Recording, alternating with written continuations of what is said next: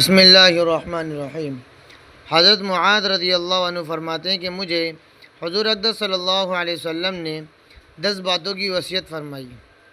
Number 1 یہ کہ اللہ کے ساتھ کسی کو شریک نہ کرنا، گو تو قتل کر دیا جائے یا جلا دیا جائے۔